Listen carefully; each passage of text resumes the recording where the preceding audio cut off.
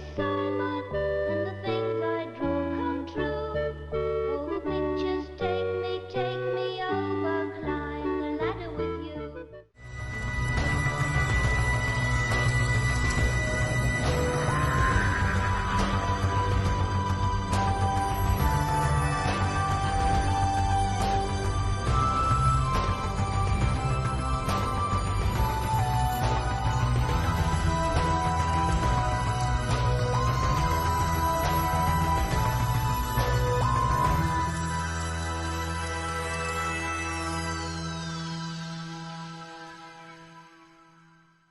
All right.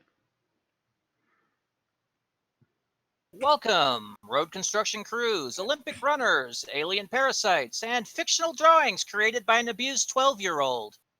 To this, the 316th episode of an Unearthly Podcast, streaming live on the 7th of August, 2019, and featuring Fear Her. Written by Matthew Graham and starring David Tennant as the Doctor and Billy Piper as Rose Tyler. My name is Randy Ronson McCulloch, your host for this evening. And with me on the panel is our technical director, Mad Matt Winchell.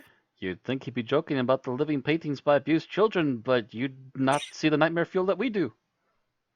Tim, the Enchanter Sheridan. Badgers? Badgers? We don't need no stinking badgers! Mushroom, mushroom, mushroom, mushroom. And our special guest tonight, Aaron Romeo Moonberg, who's back for 1 week only. Well, hello there. Bill Sylvia, the Man in Black, and Thomas Fireheart are both not here this evening. Bill, because he has no internet, and Thomas to once again catch up on some sleep. He does have the most awkward hour being the Australian in the group. Yeah, exact opposite hours from us, yes. So, Aaron and I had an interesting day today. Mm-hmm. We spent the afternoon at Vitens Golfland, which is kind of a cross between a golf course, mini golf course, and amusement park here in Madison. Don't know if you've ever heard of it, Matt. I've heard of a couple of golf courses. I'm not sure which one off the top of my head. Well, Vitens has been here for like 50 years now. So it's probably one I might have seen in passing. It's like I said, it's the biggest mini golf course in Madison, and it has a driving range, and I think it has like a 3-hole golf course. It's a 3-par golf course. It's a full-size golf course. Really? They've got a full-size golf course back there? I believe so. I can look it up here. Or do they just have like a back 9? I don't know. I didn't go back to the golf course part. Do they have batting cages? They do. They do have batting cages. They do have like a kind of soaker, like where you throw water balloons at each other. You try to aim them through the slingshots. They have a rock climbing wall. They Do have haven't. bumper boats? They do not have bumper boats. No, they do have a We have to go up to Wisconsin Dells to get bumper boats. they do have a very tiny arcade. Yeah, that's also connected to their indoor mini golf course. Mm-hmm. Yeah, it is a 9-hole golf course.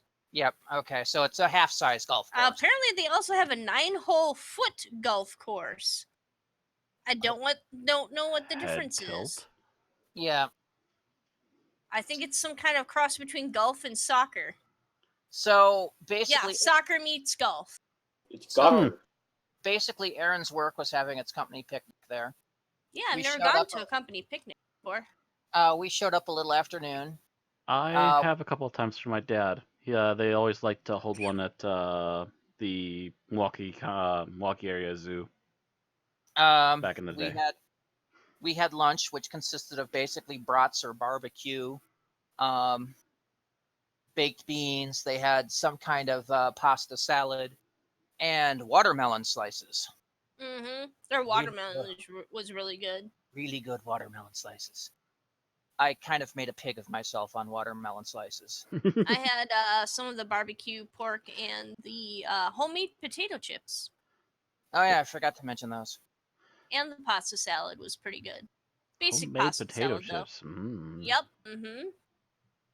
But so we sat down, watched people on the driving range make horrible slices, and for like an hour, Then after we'd finished, we went back up the ramp, which, yes, there was a huge ass ramp. So I got my exercise in today. And we played a few holes of miniature golf. We've both sucked. Mm-hmm. We were terrible. Yeah. I It's am been mediocre. decades. Yeah, it's been at least 20 years since I've played miniature golf. The last time I played it was the mini 15, golf maybe course up at Noah's Ark in the Wisconsin Dells, and I played with a friend, the daughter of one of my mother's coworkers, who I thought was kind of cute at the time. I was like 15. She was like 13. But that's only a couple years difference. But Just got a bad idea. We all need to play golf with your friends now.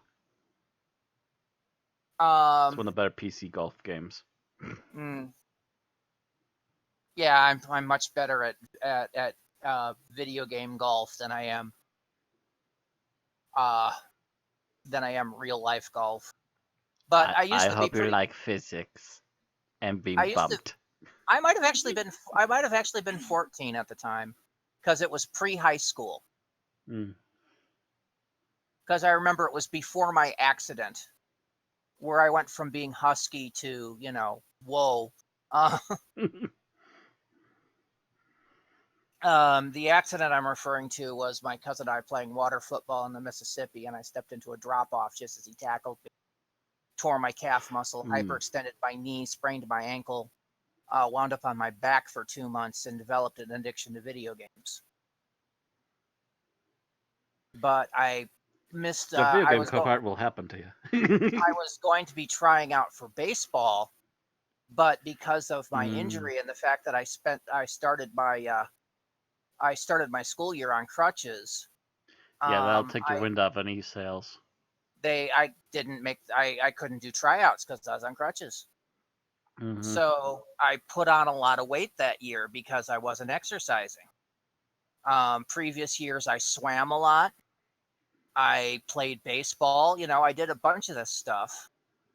And I didn't do any of it because I was, hobbling. But yeah, anyway, that was the last time I played mini golf. I think I was 14. And yeah, I was pretty good back then. I suck now. There was the one that's, the shoot the ball over the little bridge over the water hazard. I could not get that ball great. Yeah, I tear bad. But yeah, so we went in, we had that, went back, had more watermelon. And it was a nice day. I got a bit of exercise in, which I don't often do. Mm-hmm. My only problem is it was too hot and too humid. Oh yeah, the humidity's murdered no matter where it is right now. If it was about 5 to 10 degrees cooler and about 30% less humidity today, I would have had a blast. Today unfortunately would have been a better pool day. Actually, I'm hearing that Friday's gonna be nice, but yeah. It would have been a great Noah's Ark day, but yeah. America's largest water park in Wisconsin. Yeah. Oh gosh. Anybody else have anything interesting happen in the last few days? I've canceled one game and had a horrific start of trying to start the next one. Long and the short of it, I was playing Saints Row the Third because I was trying to hopefully get one of the games before 4 to be a working game that didn't make me hate life. Nope. One of the most mundane jobs, grab a vehicle and turn it in, and they literally are ripping me apart. And it's like, okay, we're done here.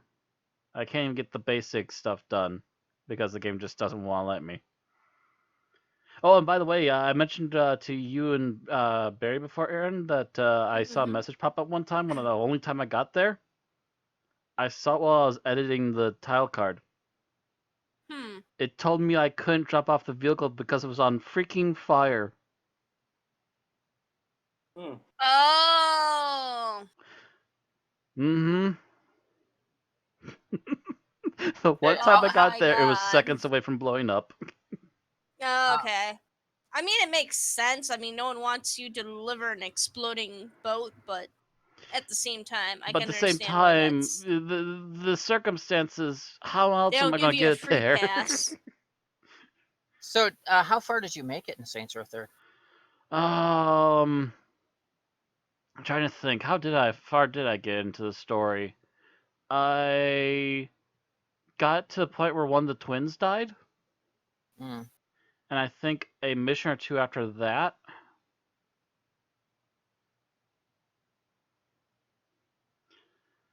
Did you Uh, run into hmm? Did you run into Professor Genki? Oh, I did some of the Professor Genki stuff. Yeah, It's that my that favorite part. That's my favorite part of the Saints Row games. that probably is one of the best things that came out of it. If the game would have just been Professor Genki all the time, I might not have I minded it wish as they had much. made a Professor Genki spin-off. They should have. They should have. Just make it like Doom, and it's Professor Genki, and I would have been far more thrilled.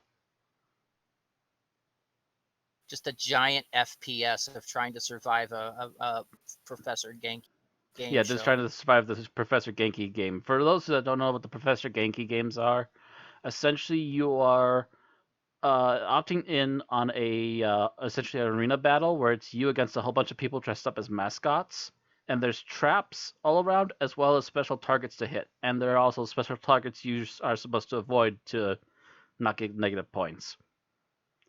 And the main reason you do this is because Professor Genki's thing sets up just a huge slough of money for you every time you survive. This is like a mini game that each level maybe lasts, I want to say, between 5 minutes, 5 to 2 minutes, depending on how hard it is. And you'll get easily $2,000 if not more.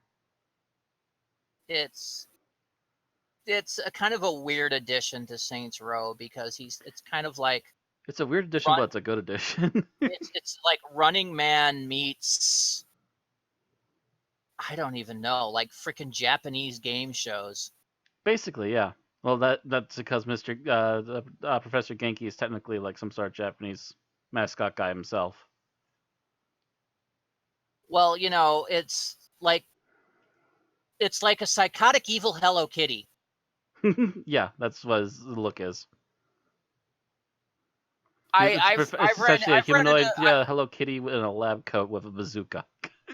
yeah, that's I've run into Professor Genki in Saints Row 4. And it's just one of those things that I ran into it. I'm like, what the hell is this? Apparently, at one point in Saints Row 3, you get put in for a Genki Bowl. Yeah, that's actually a DLC. Ah, That was one of their big DLCs, and I did have a contact for that, but I was like, let's get through the main story first, and trying to do side stuff that I need to do in order to get money to help level up, and it just pinned my ears. I'm like, oh, okay, I think we're done. yeah. I'm very displeased with this franchise so far. I'm not gonna bother with the others. I like Saints Row 4, but it's one of those things that I play when I need to blow off steam. Mm. Because you are so freaking overpowered in Saints Row 4. It's not funny.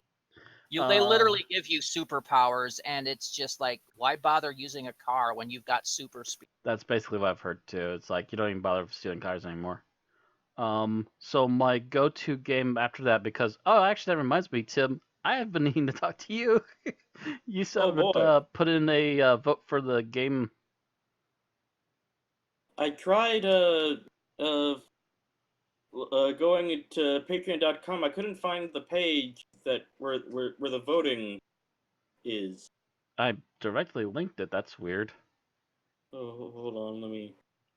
But since I didn't have anything to immediately go to, I decided to go with Thief 2, the Metal Age. And Hmm. Thief 2 has already been treating me nicer. I sneak. I club people on the head. It I loves sneak you some long more. time. It'll sometimes hate me though. Don't get me wrong. I actually was testing it out, trying to make sure everything was running. And everything fell apart in my midst of my trying to stream. I literally started up the stream 5 times, and it's just like, no, nothing wants to work. Forget it. No. And during my tests before that, though, I actually got to a point where I accidentally bumped into a soldier, and he went, "Hey there," and started fighting me. And the only way I could stop him was to club him on the head with my knockout stick. Come to find out, if you keep clubbing them on the head, they'll actually die from you beating them about the head.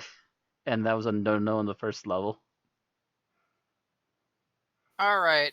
So, So on tonight's show, there is no news. Well, there's a little news. There's no birthdays. that's why I've been allowed to ramble. There's Geek Talk. We don't have any of the people that are behind because they've decided not to be here again tonight. They're getting So- further Way behind. out. And it will be our episode summary, our review, our final thoughts, and our ratings. So, starting with birthdays, as I mentioned, there are no birthdays. Well, there are some, but none of them were important enough for us to mention. No one major from the show. Yeah, I think the only one I saw was like a script editor from New Who, Mm. and I debated that one for a while, but Yeah, that one's very debatable. They're important, don't get me wrong, but meh. Debatable is what you put on the pullable to catch the fishable.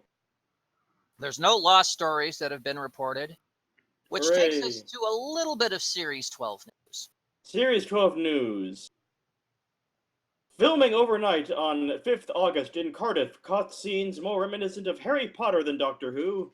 None of the main cast was seen. Instead, seemed to revolve around two figures, one in a long light blue robe with long flowing white hair, and one black robed figure. However, this is Doctor Who, so aliens? So as far as we Maybe? can tell, I mean, and unless of course the TARDIS is, popped into an alternate dimension and wound up in Harry frickin' Potter, and then we have to watch Jodie Whittaker take down Voldemort. That would be interesting, but I'm pretty sure wrong. That's Now what you ain't say. that cute? But it's wrong! That was pretty much what I was going for. Yes, La la la la!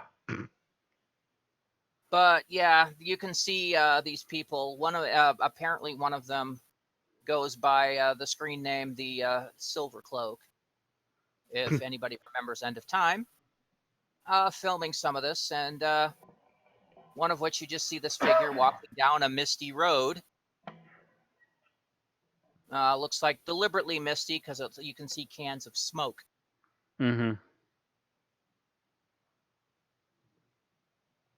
So on a foggy night in Cardiff, apparently Dumbledore goes walking by.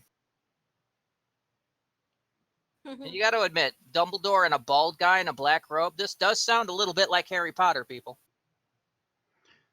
Very much so.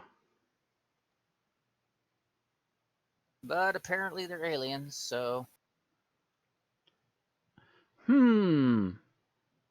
Actually, just Well, got I me hope to they're at thinking least now, alien actually. wizards. We have a person in a white silvery robe, and we have a person in a black robe. yeah, Guardians? I don't think so. I mean, it's Actually, possible. yeah. The White Guardian and the Black Guardian. I don't think so. They've even got them flip-flopped. I mean, For yeah. color scheme, yeah. Yeah. Again, Ooh. don't think so, but it's not impossible. It's Yeah. tantalizing. That's what I think of when I see that. I just don't want to have us go into tabloidism. Yeah, we're not gonna say we're saying this is a for sure thing. No. This is just us sitting here going, there's a theory on this, but nothing solid. Yeah, we don't know anything about the plot of this episode or anything, so we don't even know what episode this is being filmed for. We just know it happened on Monday night in Spencer Street in Cardiff. It looks like that one fellow has a really high collar on his coat. Could just be coincidence, though. You zoom in Yeah. on one of the pictures. Can't really tell. Hard to say for sure. Still, It could be a hood. yeah, it could be also a hood. Yeah, not there's to mention people like commenting about white and black guardians in the comments on here too. Again, we Other can't than say complaining that's distinctly what it is, but it is a probable theory. Possible. I wouldn't say probable. Hmm. Anyways, people in odd costumes, fantasy-esque in Doctor Who. Odd. Raise eyebrow and wait. Yep. Indeed. All right, and so our other piece of news comes in video streaming news. Okay. U.S. streaming rights to New Who switches to HBO Max in spring 2020. Starting this spring, the BBC has sold exclusive streaming rights in the U.S. to, excuse me, to HBO Max, the upcoming streaming service by Warner Media.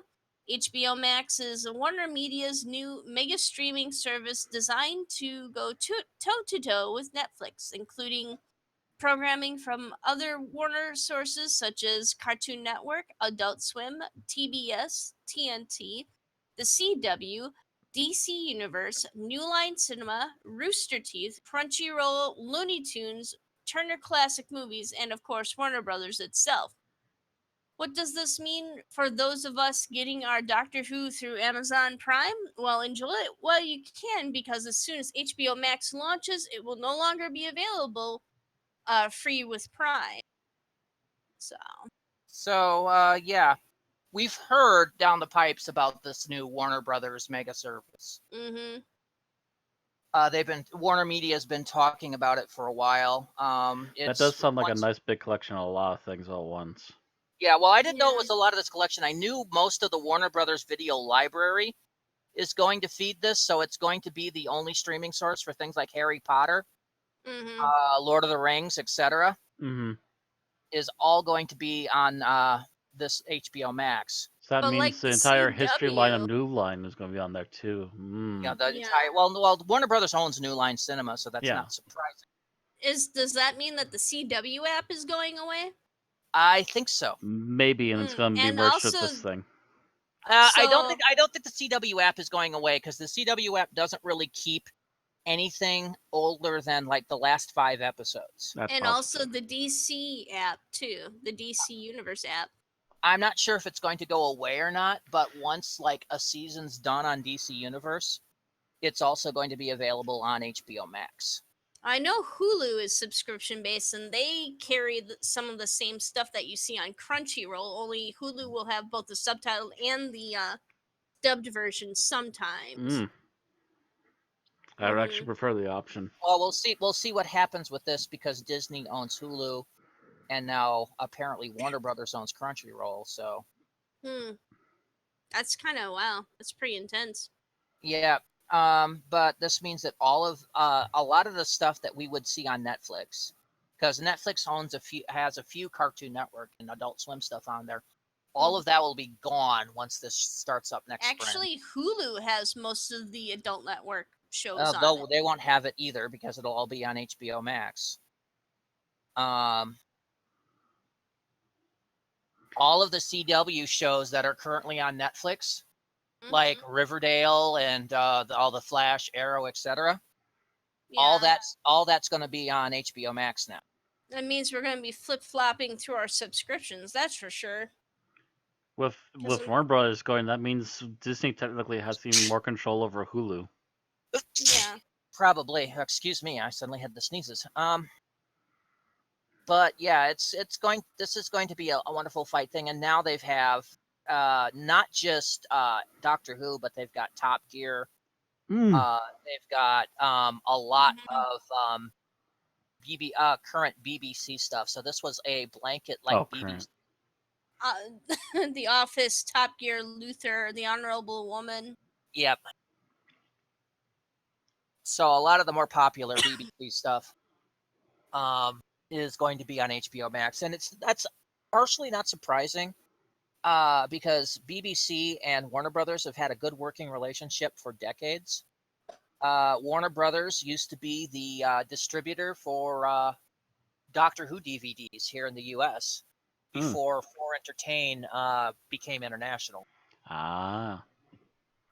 Or is it To Entertain? Anyway, it's the company Something that Entertain, yeah. the company that releases the Doctor Who stuff now, releases it globally.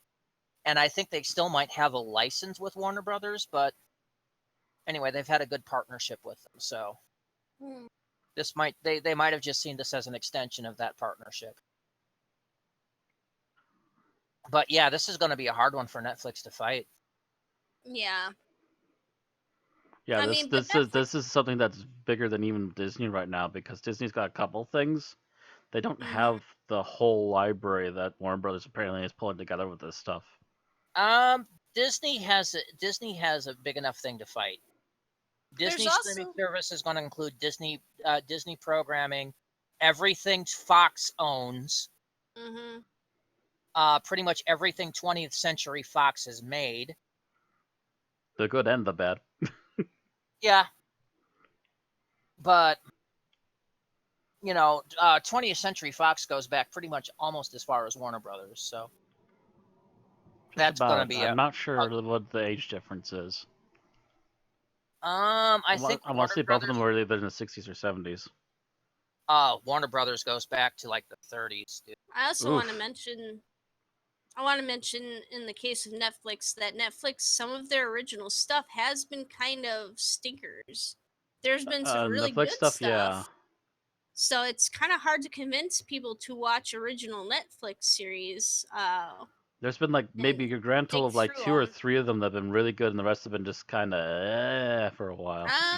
There's been more than that, but yeah, I, it's I was wrong, Matt. Warner Brothers was founded in 1923.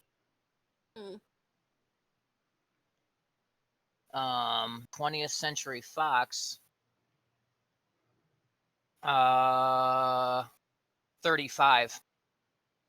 So basically, Warner Brothers has been around since the 20s. 20th Century Fox has been around since the 30s. So yeah, Actually, I started that's searching on stream. Actually, I need to stop that. yeah. So that's going to be both of those are going to have big things. So it's basically going to be Hulu versus Netflix versus HBO Max is going to be the big three fight out, with Amazon Prime sitting in the background for most of it, doing its own thing. Doing its own thing.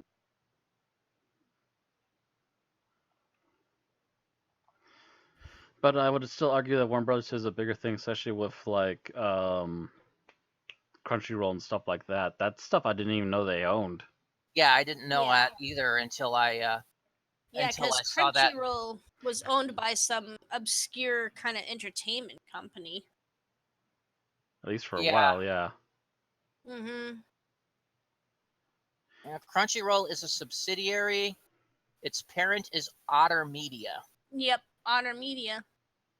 which itself is a subsidiary of Warner Media. Oh, okay. And there you are. It's I a thought it was something other than Otter Media. it's I a don't know. it's a company that owns a company that owns a company. We're Always we're a we're, change. They make a very we're big kind company. we're kind of getting into the shell company games here.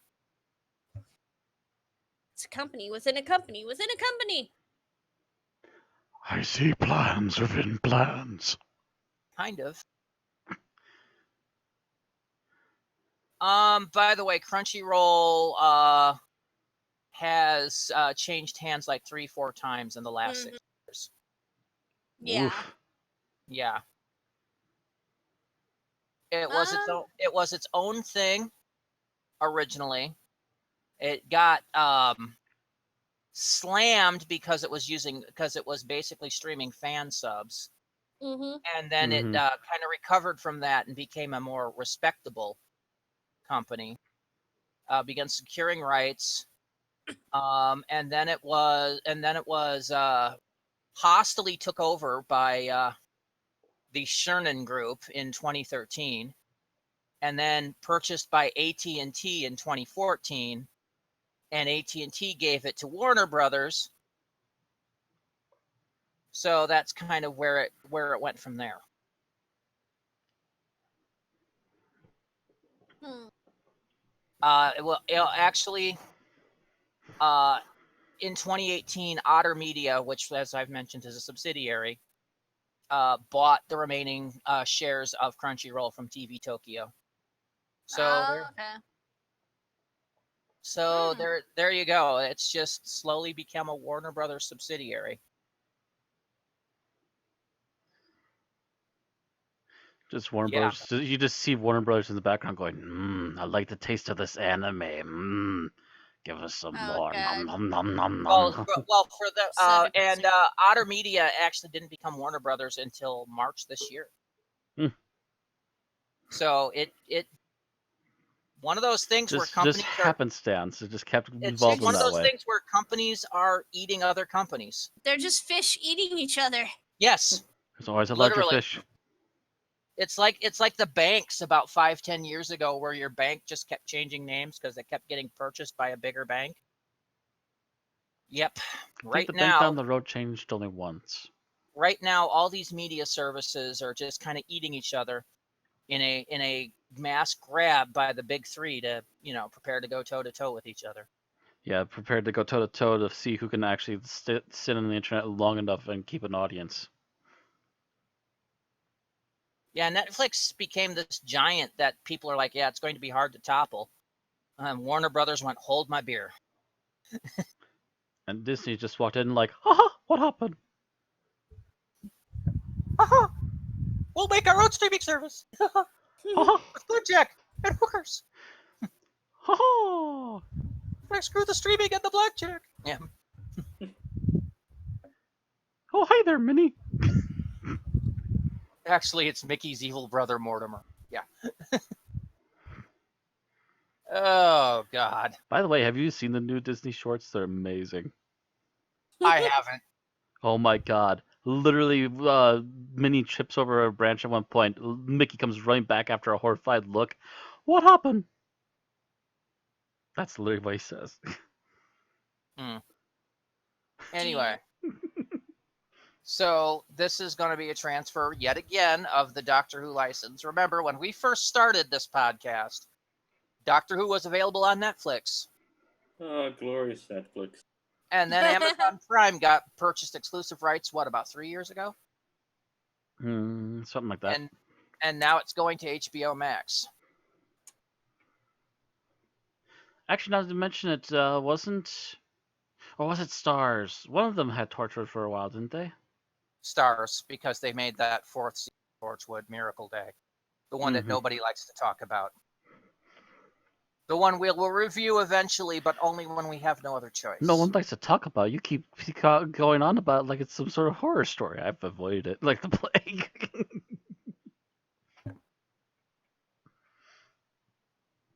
It just wasn't that good. Other than the fact that it had a lot of stars make cameos. I mean, freaking Kira Nerys from Deep Space Nine was in it. Bunch of stars do not a good show make. Not when the writing's not there, yeah. All right. Yeah, So I think, once again, there's no news out of Big Finish because Big Finish hasn't updated their news site in like 2 weeks now. Kind of wondering what's going on over there. So that means it's up to Erin's Geek Talk. She has a couple of items. Yes, I do. If she doesn't die. Jeez. All right. Anyway, so what do you want me to start with first, Matt? I guess since it's up first, let's go with the boys.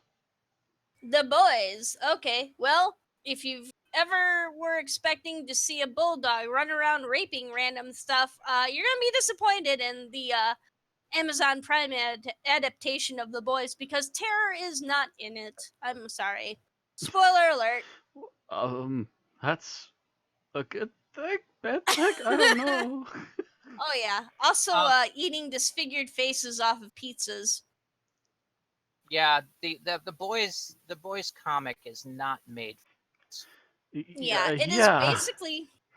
All right, and spoilers, everyone. Spoilers. If you don't want to hear anything else that happens or does not happen in The Boys, turn back now. Run away. All right. So anyway, The Boys is basically about how superheroes have a world of superheroes where the heroes have basically been pretty much corrupted. Like it's I don't know. They're a more sinister version of the heroes in My Hero Academia or something like that, where they've got gigs, they've got sponsorships and stuff that they have to go to and everything. But the heroes and the boys also engage in like orgies and child pornography and I don't know, buying and selling and partaking of random illegal drugs and stuff like that. Well, I think so anyway.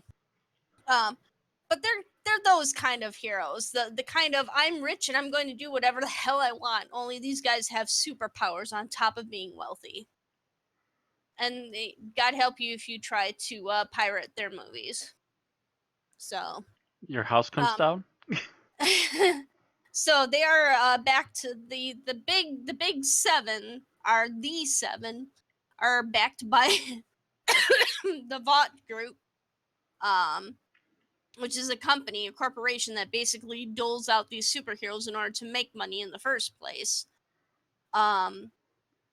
And then the CIA sees this, and pretty much their solution is to get together a few thuggish types, and kind of shoot them up with their own kind of superhero juice, which was giving the superheroes their own powers. Shoot them up with this, and then turn them loose on the superheroes to blackmail them. Sometimes, or attempt maybe not attempt assassinations, but like that kind of thing.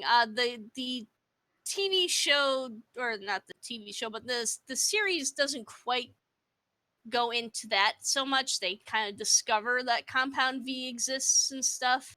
As you can guess, I've read issues 1 through 14 of the comic books, so the comic takes things quite differently. So, whereas the series kind of builds up and everything, it's pretty interesting. I like the main character in the comic more than I like him in the TV series. He's just kind of this kind of weakling in the or not the TV series, but like the Amazon Prime series, I should say. And in the comic, he's actually this kind of Scottish guy who is just going about his business, basically a speedster. Like he's like holding hands with his girlfriend, and this all kicks off with a speedster running into his girlfriend and basically liquefying her Oh, in the street, leaving only her hands, her dismembered hands, in the in grip of his. her boyfriend. Yeah. And later on, we actually see footage of him complaining about in the comic, I believe. I think also in the series. Anyway, the speedster complains about having swallowed one of her molars. Like, oh yeah, that bitch I just ran through. I accidentally swallowed one of her molars. And like, he really literally liquefies her. You see like pieces of pelvis and stuff go flying, but there's not too much left of her. She's basically just a bloody streak on him, and it's just like, oh my god. Yeah. The comic holds nothing back. Mm-hmm. Yeah, and that's one of the more disgusting. And then you've got the guy who can turn invisible in the series. I don't think I've seen him turn up in the comic, but in the series, there's the guy who turns invisible, who basically, like, he can only be invisible by taking off all his clothes, by the way.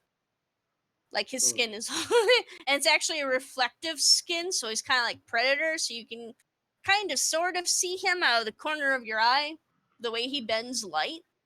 And it's a super hard shell that's around him too, so he's not just invisible, he's basically kind of made of diamond, kind of like with what's her face from Marvel? The White Witch. Emma Frost. Yeah, Yeah. Emma. Emma Frost, basically kind of like her. Only more Only he's see-through. very much made of flesh and bone, as we find out later. Yeah, but he turns invisible and then eavesdrops on people in the women's bathroom, no less. Of course. So, and of course, Huey, the guy whose girlfriend has been liquefied, is asked to like the operatives find out about Huey and what he's gone through, and how they tried to the Vought group has tried to bribe him to keep him silent with money, and he's refused. And William Butcher, gets a hold of Huey and is like, "Hey, I've seen how you stick up for yourself against these people. Do you mind being a surveillance expert, wiretapping their meeting room, basically placing a bug in there?" Well, Huey kind of gets caught.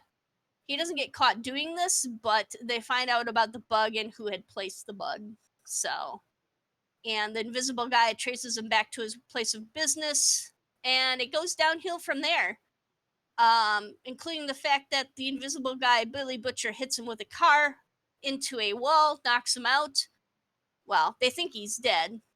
Throw him into a cage when they find out he's not dead, an electrified cage, mind you. And then, because he's seen their faces, Billy's like, "Holy shit, we have to kill this dude with the diamond hard, skin and everything." And they're like, "How the hell are we going to do this?" They try everything in the world. A bullet, like a magic bullet that's dipped in the super hardener stuff and everything. And also, Huey winds up kind of lining the rooms with this foil that keeps Homelander, who is their Superman equivalent, from listening in on everything. So, but yeah, they Homelander, find him. what if Superman worked for the DHC Yeah, pretty much. or DHS? Yeah, and that is kind of a plot point in the series too, is that the Vought group is trying to get the government to accept the superheroes as basically a new form of weapon. Like, hey, you can defend against all kinds of stuff if you just, hire our superheroes. Or lease our superheroes from us. So yeah, it's interesting. And it's also interesting how they try to finally decide to get rid of the invisible dude. I'll let you kind of explore that for yourself. Please stop spoilerizing the entire series. I won't spoilerize everything, but there's a lot of little twists and turns and stuff, and yeah, they make it pretty blatant that the superheroes are almost all pretty terrible people, except for the one naive new member of the Seven called Starlight,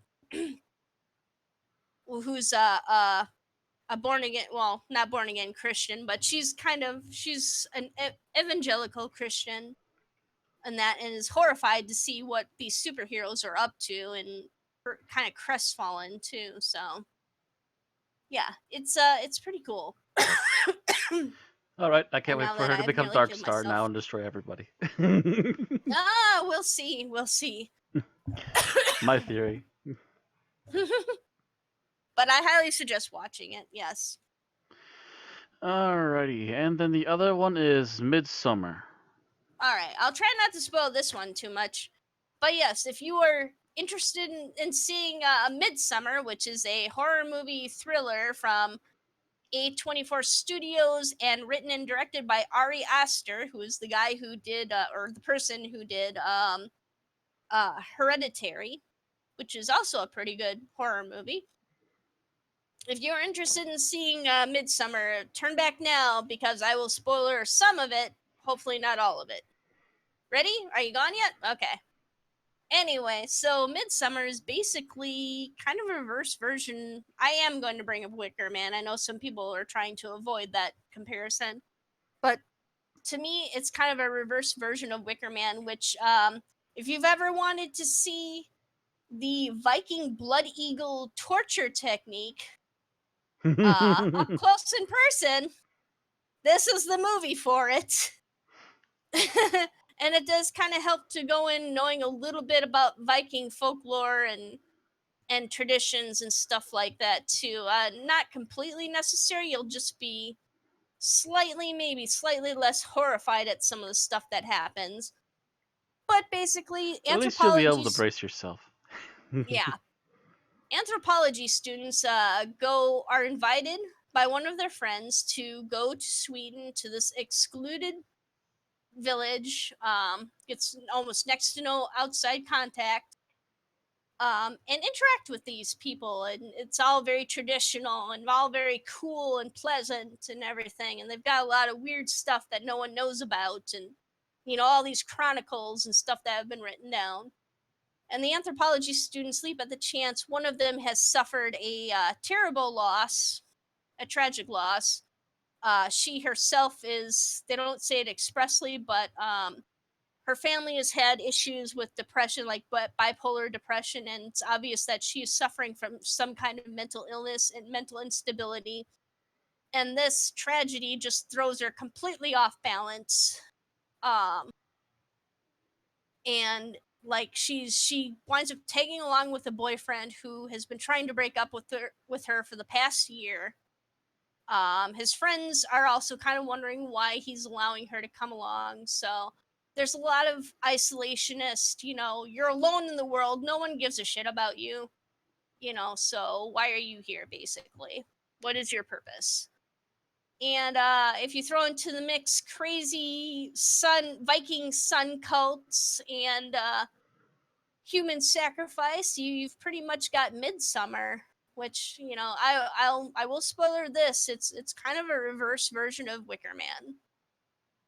Instead of the main character being sacrificed to the gods, the main character actually becomes part of the cult. That's the whole point, and they pretty much lay it out right away in the beginning. Oh, And okay. everything. If they lay that out at the very Not like beginning, super then right away. I mean, they kind of do gradually build it up throughout the movie, but it's obvious that that's what's going to happen, at least in my mind. So that did not surprise me at all. But I thought it was a very good movie. It's kind of more of a thriller than a horror movie. Hereditary is mostly a horror movie.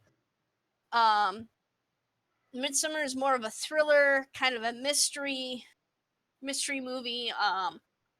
And yeah, there's just a lot of interesting things. Like, you've got the sacrifices line up with the four elements, and you've got people who they basically sacrifice themselves once they hit the age of 72 instead of being a burden on their community and stuff. So that's a thing that happens in the movie too.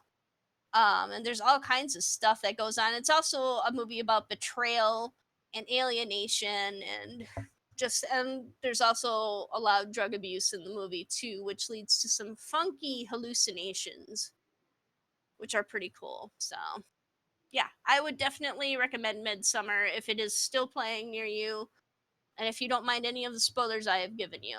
So alrighty. Somehow we managed to pad this out for 50 minutes, and we're at stopwatch time. woohoo! Hooray. All right. Yeah. So we are at the episode summary, and I believe it's me this week. Randy's turn. Tell me when you're ready, Randy. All right, let me sit up so I'm not trying to run out of breath while I'm talking about this. All right, I'm ready.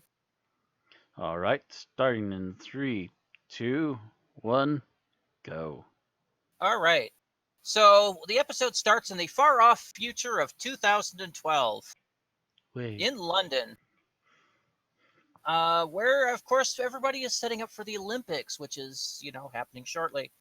In this particular area, they're currently rebuilding the road because apparently the Olympic torch runner is going to go right through there.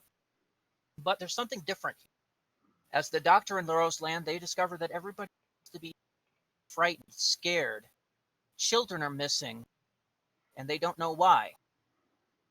As the Doctor investigates, more children disappear, and the Doctor begins feeling what I think he refers to as some kind of a spatial hotspot. And he, of course, gets questioned while he's doing this, and runs into, at one point, an old lady who mentions that the weirdness of things. They watch a cat literally walk into a box and vanish.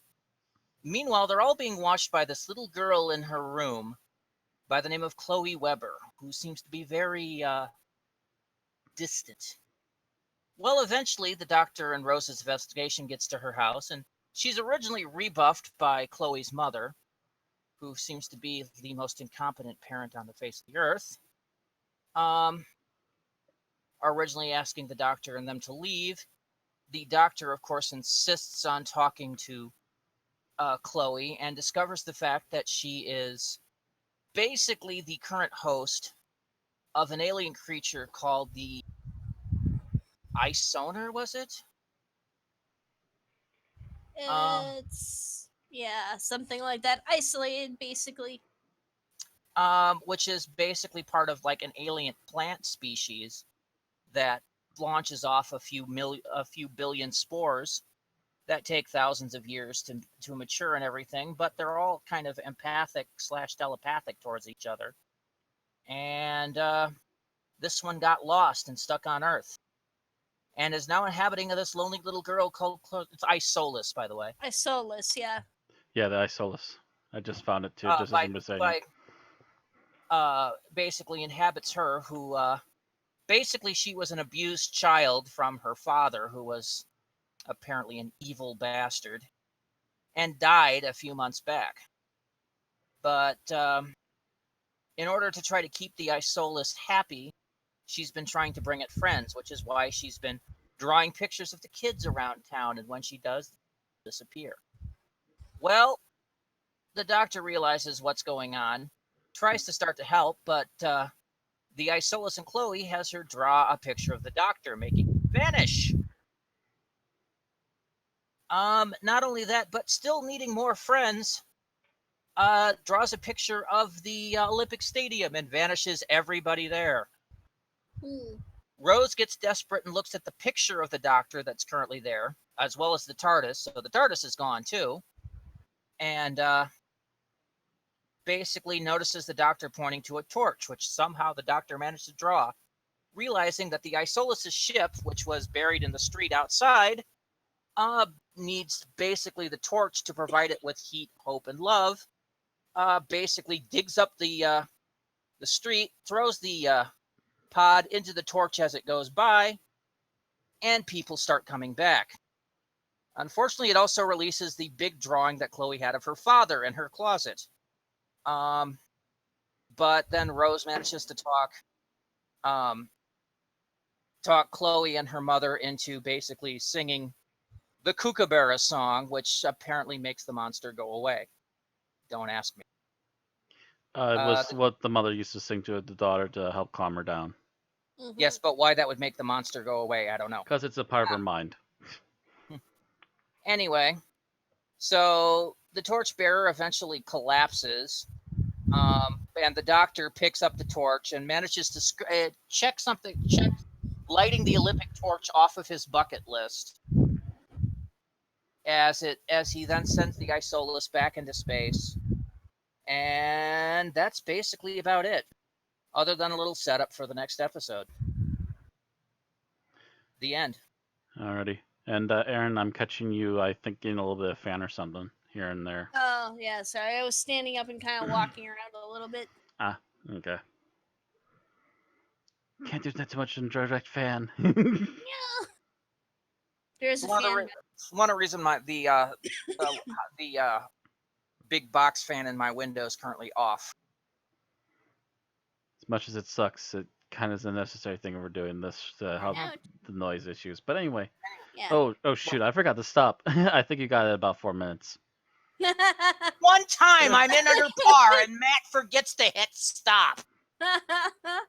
I'm sorry, there's a noise issue. I'm like, I need to catch this. Okay, it was Aaron. I was almost going to say it's going to be you, but it's like, oh, no. No, not me for once. As be one of you two, I know you have a fan that makes noise. Anyway. I have a fan going all the time.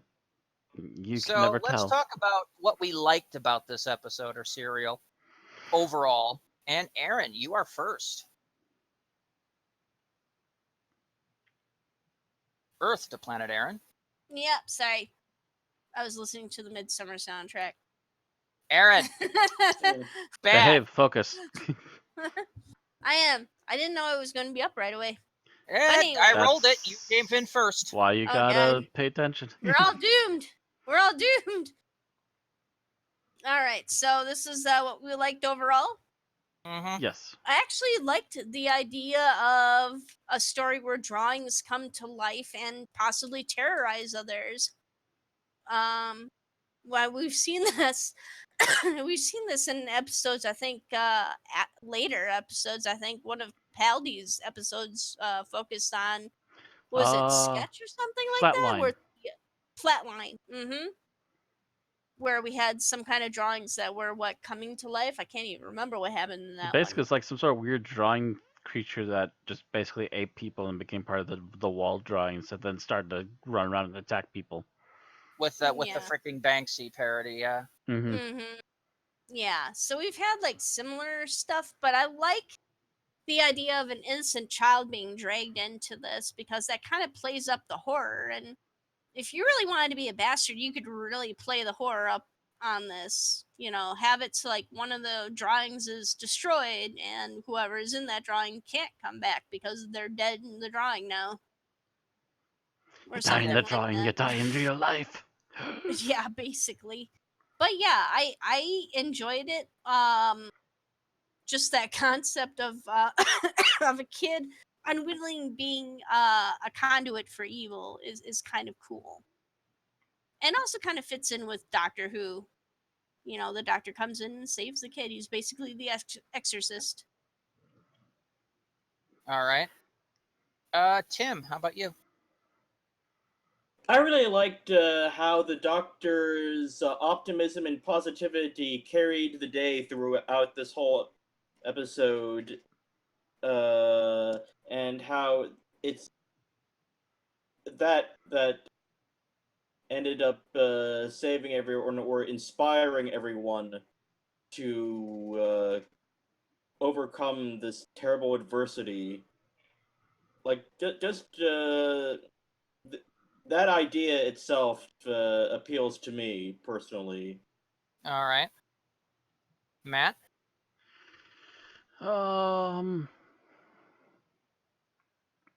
gosh, I'm trying to think. Overall thing I really liked about this episode, I like that the side characters weren't flat in one note.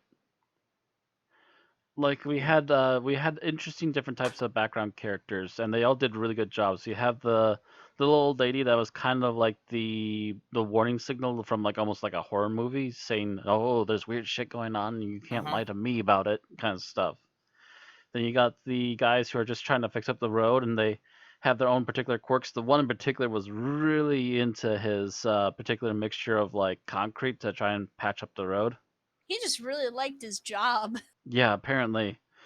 Um, just super into it. And then we had the father who was taking care of one of the boys, and he's just super suspicious of everybody because his son disappeared, and it doesn't help that the doctor's doing weird shit right where his son vanished. Um, I believe we see the only one that might have been like a little minor note is one of the mothers that just kind of popped in for one scene because her daughter disappeared. I think that was her backstory. But the rest of them were a lot more fleshed out, and they were enough development that they still carried their scenes, even if they were very small roles. You know who they were. You got a good sense of the neighborhood.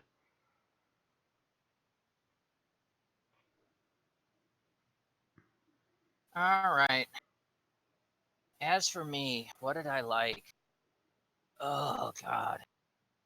A lot of this didn't kind of hit mediocre for me, and nothing I particularly liked.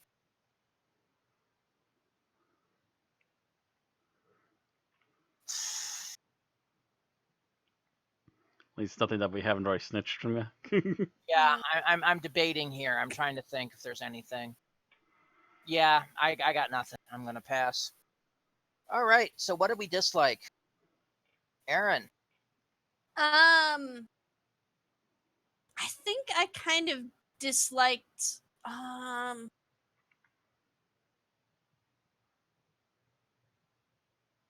think some of the stuff that was, I want to say like some of the cheesy aspects of it, like some things that were just taken too far in general. Like you've got, I kind of missed out on the ending of this one, but I've seen this episode a million times. So the doctor does run with the Olympic torch, right? Yes. Yes. So we have the doctor running with the Olympic torch. We have the stuff in the we have the drawing in the closet actually coming to life, which is okay, I guess. And you've got the guy who is just like over the moon about paving this road. I don't know. There's like some over the top stuff that just could have been more subtle and would have worked out a lot better. Like if the guy wasn't so over the top about the road, I would have, if he was just a normal guy doing his work who's been asked, if he was actually kind of surly about being asked to tear up the road over and over again, and was genuinely angry at Rose for tearing it up once again, I would have believed that far more than him just being like, "Oh man, this is the perfect Oh, he was patch chasing of her down for a tar." while after she hacked up that hole in the in the street. Well, yeah, but that's because he loved the road so much, and it's just like, oh my god, whoever wrote this just doesn't know working class stuff. Like They're actually, how people feel I about their disagree with that jobs. because there are working people who get these kind of jobs because they really do enjoy this shit. Well, yeah, but they're not sitting there like caressing the road lovingly. How do you know? I would hope not. Oh god, I would hope not. I I'm will sorry. find someone who does that. Aaron, there are I'm- people that try to is my procreate with mission their in life. cars. I'm perfectly fine with a person just hugging a road. Oh my god. It does seem to be an extreme, unusual circumstance. It does seem a little Mhm. extreme, but I've heard of weirder things. I mean, I'm sorry, but I know road construction crews around here, and you know, they don't get off their ass and actually do work until they're under the wire. Mhm. The rest of the time, they're just like, pass me another donut, Dewey. Ain't my job. They don't actually, just basically stand around like idiots, and apparently walk backwards out into moving traffic too. Because that's safe. It happened to me going to pick Aaron up. Right now, the belt line's under like 3 forms of construction. Was down to 1 lane, and this guy just walks backwards out into the active lane. I had to swerve, nearly ran off the road trying to keep from hitting him. And you're doing this at like midnight, so you'd think you'd be a little more, aware of your surroundings. Especially when the big pair of headlights is coming right at you. Yeah. Oh, God. Anyway. But yeah, so Again, my argument is to each their own. Yes, we have people that don't give a damn. and he's doing this about filling a goddamn pothole. For the Olympics. I'm sorry, that's a little much for me. Is that he's basically, oh yeah, look at this pothole, Phil. This is the world's greatest pot. Yeah, I'm like, no. It's as smooth as a baby's bottom. You could eat off it. Not that I recommend you eating off baby's bottoms, but Now this you is get the England, point. so if the guy had been sitting there, he had just finishes his work. He's leaning up against the van with a cup of tea and a scone, and Rose runs by him, tries to ask this question, and goes, "No, I just filled that one at the time." And she grabs the pickaxe from the back of the truck, and he then goes, "No!" Perfectly real. But the fact that he's sitting there, lovingly patting the road is a little bit extreme. Eh. I'm still Anyway. saying eh. Anyways, were you done, Aaron? Yeah, that was. Okay. Wait, All right, Tim, what was I supposed to be talking about? The what thing you you didn't disliked like. about the episode What overall? I disliked? Oh yeah, that's it. Yeah. Where am I again? I'm not quite sure. Okay. Who am I? Who are you? Yeah. Say goodnight, Aaron. Good night, Aaron. Yeah. All right. What I did not like. I thought that some of the actions of the Isosceles Triangle type character, Isolus, were questionable. Not by a moral standard, but just by a writer's standpoint. Is like, okay, so the Isolus is alone, so they're trapping people in drawings, and that'll make her not alone, but Well, then Basically, it Uh, traps them in a psychic cell for her to be yeah, friends it's with like them, an and empathic link, so it doesn't feel as she long. still feels lonely because there's still so few of them, even though all they And want is to be left out, and she just keeps collecting more. remember that this thing's a baby too. Technically. What's a child? Mhm. a child, a child. Yes. Baby Yeah. dance. No, I know where Tim was going with this. Yes. But still, and then when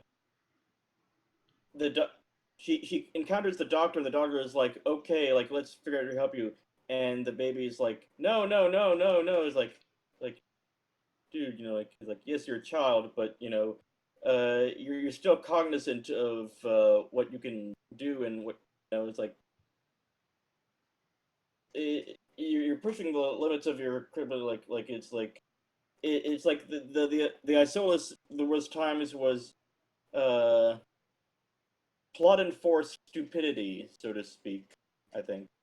Well, like we did say, it is a child, so it's using child logic. It's like he will help me not be lonely, so let's absorb him. Yes, it's child logic.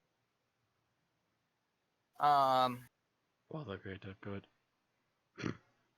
um, but yeah, it's not the greatest of decisions by that thing. Okay, Matt, how about you? What did you dislike about the episode? What I question more than the aliens' decisions is the mother's decisions. Oh God, the mother! Damn it, you stole mine. I'm sorry, but it's just so blatant. Like the fact that the alien threatens to draw her and then she acts like it ain't no thing. Mm-hmm. And then the doctor's like, "Don't leave her alone." Leaves her alone. She goes downstairs and makes a cup of tea. I'm like, seriously? Memory of a goldfish. It's like the most negligent mother ever. I understand that she's recovering from being a battered housewife. But this Although is not how apparently you. Chloe got the worst of it. Yeah. Yeah, this is not how you still treat your daughter after all this. And the fact that she also admits to the fact that she and her daughter have never really talked about surviving her father. Uh-huh. Oh. I mean, get the kids some therapy. Both of you need group therapy, for crying out loud. You need to talk. You need to let this stuff out. It's gonna eat you alive. Even with the person gone. I mean, criminy sake. Just the worst parenting decisions ever. Uh-huh.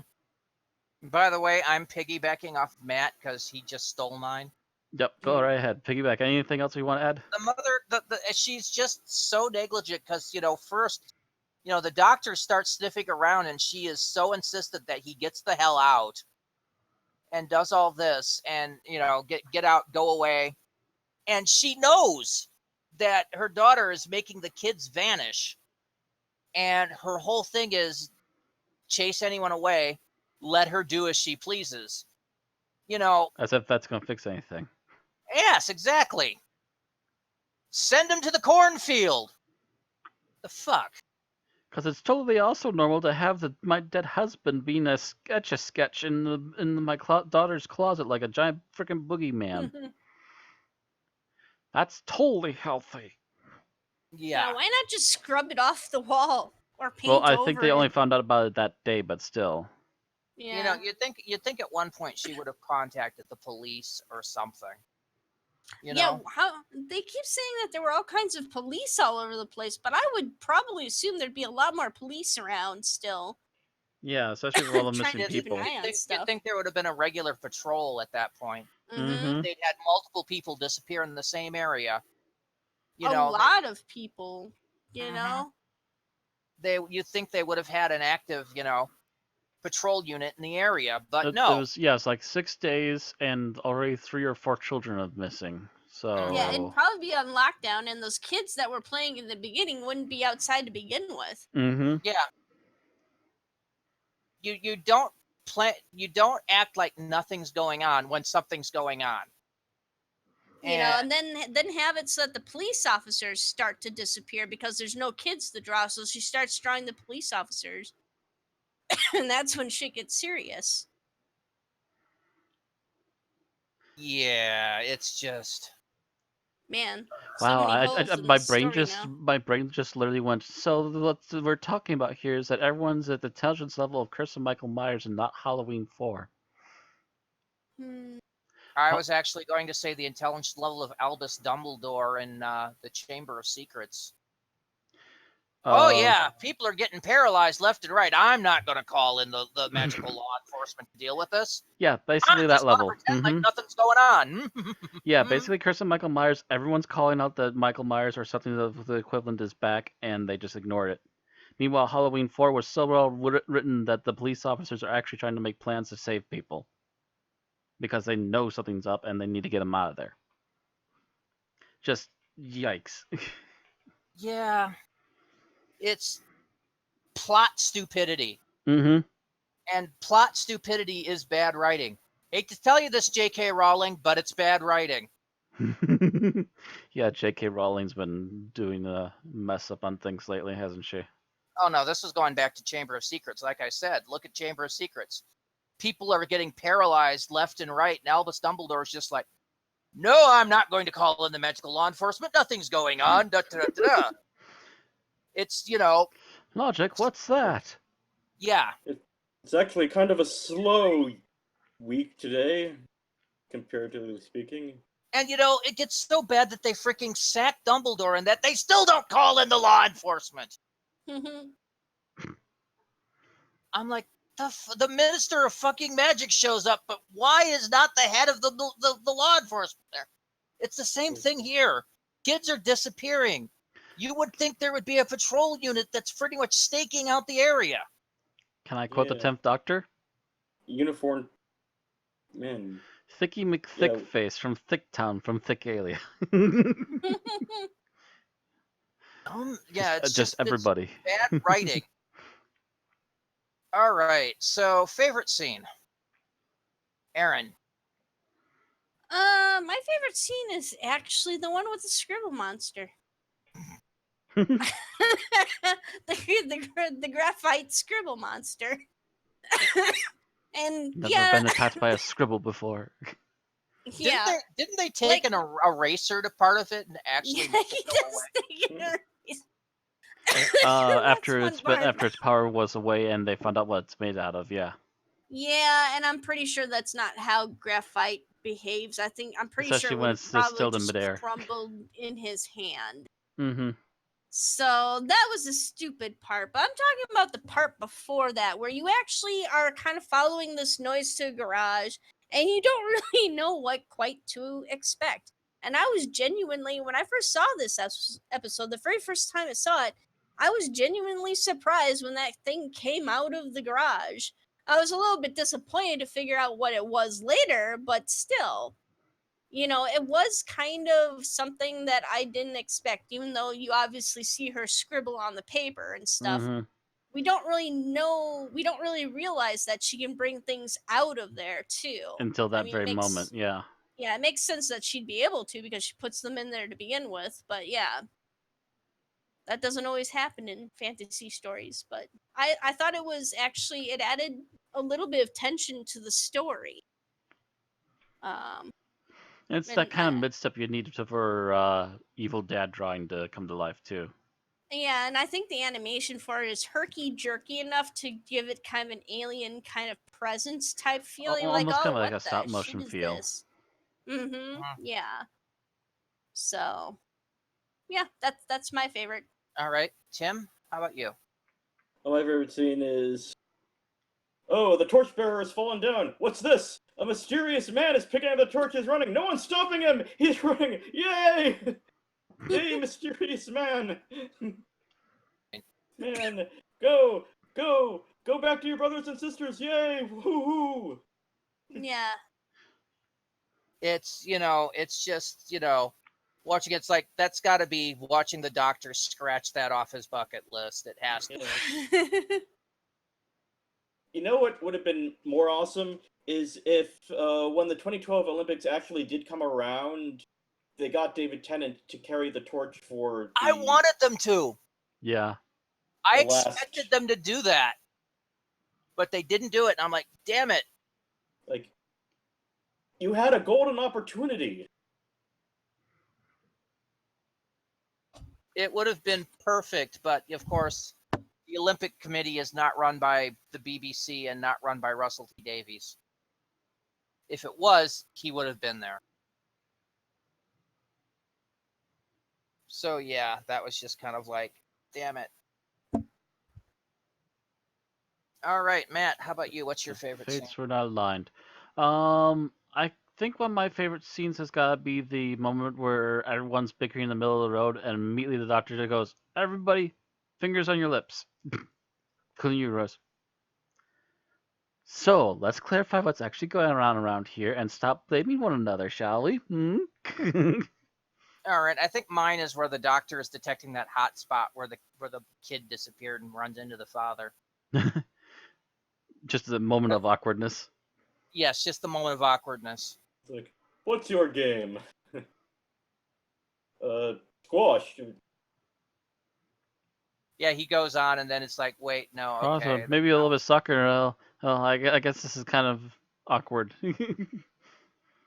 All right, so least favorite scene. And starting with Aaron. My least favorite scene would have to be. Oh, yeah. I'm just going to go right and lay into the cement guy.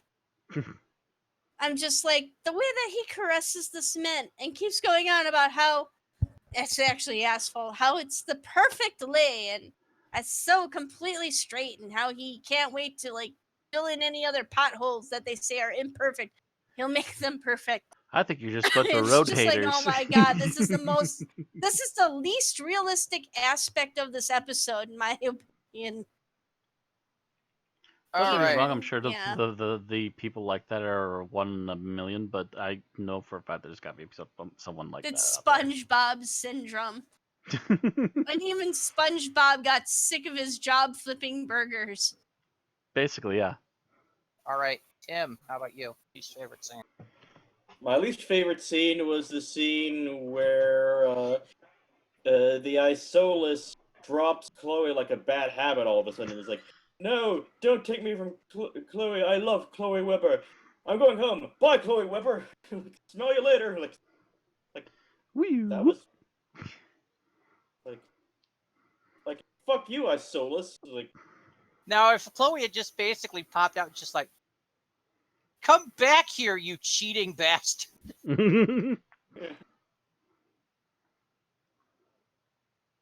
That would have been interesting, but yeah, it was kind of an abrupt switch. All right, Matt, how about you? Least favorite scene? Beyond abrupt. I have to say my least favorite scene is when supposedly Evil Daddy painting comes to life and all we see is a guy's silhouette with red lights. Mhm. The lamest, most useless fake effect the entire episode. Yeah, it would have been weirder if it had been more like a shadow person that you could almost vaguely see the outlines of, and just the glowing red eyes. It would have been more effective if, like, you actually just saw the outline moving or something in shadow. Mm-hmm. At least that would have been something closer to what we should be expecting, especially after the Scribble monster. All right, so my least favorite scene where she kidnaps the entire stadium. Because if you look at the picture she draws, there's no way that's detailed enough to absorb everybody there. And Yeah. she didn't draw all freaking like 30,000 people. Yeah, and it's painfully obvious. And then she starts drawing the globe. So she's not even bothering to draw individual people anymore. She's just drawing land masses and water and stuff. Yeah. And to be honest, that would just kill everybody. It would make the globe disappear and leave all the people out. Mm-hmm. Yeah, if she draws the globe and everything, does that mean all the people are left in the vacuum of space? I would think so, but That would be my theory on it, the way they've been explaining it up to that point, yeah. the globe would just go away and everybody would suddenly start sucking vacuum. And be, you know, you better be trying to hitchhike real damn fast, because otherwise you're about to suffocate. yeah. There you go. I'm now seeing her drawing that, and it's just the tilt out to the planet. And I think to myself, what a wonderful. Dun Yeah, dun dun. dumb de dum dum dum. Dum dum dum. Oh, I was going for the banjos, but anyway. All right. Final thoughts, Aaron. I thought this could have been a real thriller of an episode. Again, you've got an innocent child that's being taken advantage of. If it had been a more sinister presence, I think a more sinister presence, or if some of the stuff were played more straight instead of kind of over the top, it would have been it would have been at least a little bit better, I would say. It's not an awful episode. A lot of people hate on this. They just absolutely despise it. But it certainly is disappointing. So yeah, that's my view. It didn't even need to be a more sinister presence. If they had done the reveal that it was an innocent alien child wanting to go home, but they had delayed that into like the last 5 to 10 minutes of the episode, Yeah. so that you still thought it was some kind of hostile force for most of it, Mhm. it would have still worked better. Yeah, But they revealing what the alien was so early in the episode, I think, is part of what drag it down. What it drug it down? destroys whatever tension there may have been. Yes.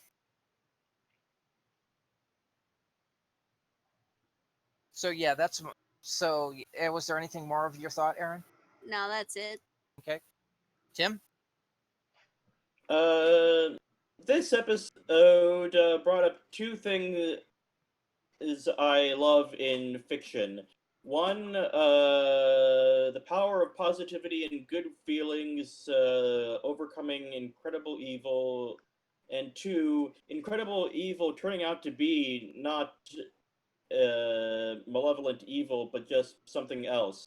I love like the twists like that, where like it's set up as like this villain, but then you realize that it's a different kind of thing altogether. Together. I loved David Tennant's performance throughout this. I had respect for the road repair guy. Like so he's okay by me.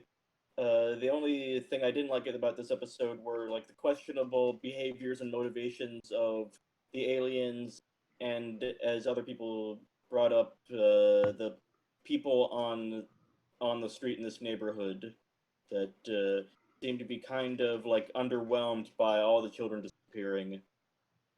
But still, I honestly don't know why this episode was in the bad. Like, I mean, I'm not saying it's a great episode, but not It's not it, well liked. it's not terrible. Oh, well, to each their own. That's what I say.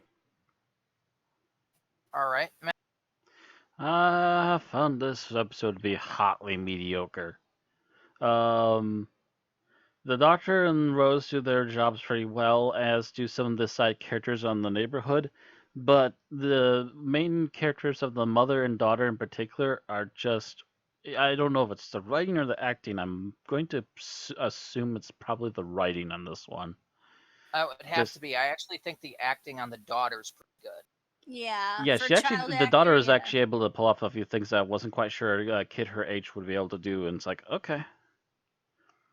So I'm gonna have to, yeah, I'm gonna have to agree that it's most likely the like just some really mishandled writing for these characters that kind of ruins it.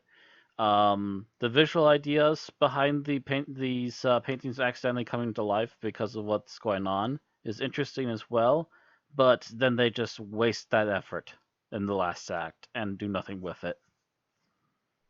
It goes from okay to just ugh.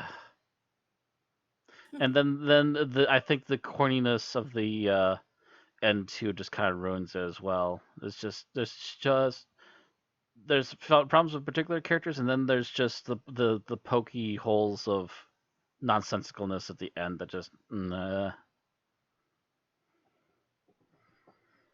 Are you done? yeah, that basically covers it for me.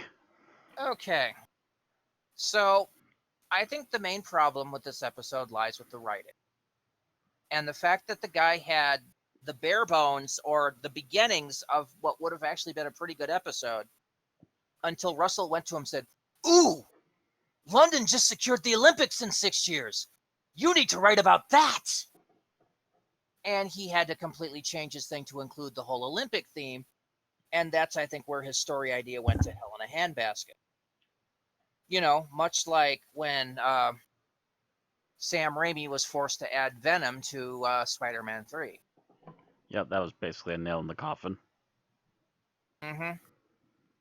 It's one of those things where the writer doesn't want to write about it, but is being forced to by higher-ups, so what comes out is lackluster and mediocre. Mm-hmm. So instead of this, what would have probably been more of a horror episode, he gets this kind of, one centered around hope because of the Olympics and yada, yada, yada. And it doesn't mesh well. The actors do great with what they have. Mm-hmm. Of course, Tennant and Piper come off best because they're the leads. Their characters are well established, how they act, how they do. So that's not an issue. And some of the secondaries are great, and others of them are not so great. And then, of course, with Army of Ghosts Doomsday coming up, their visual effects budget was not that hot either, so they had to make do with what they got. So we got scribble monsters and mostly hidden drawings, stuff that A painting on the wall with a red light, and then later on added eye glow effects.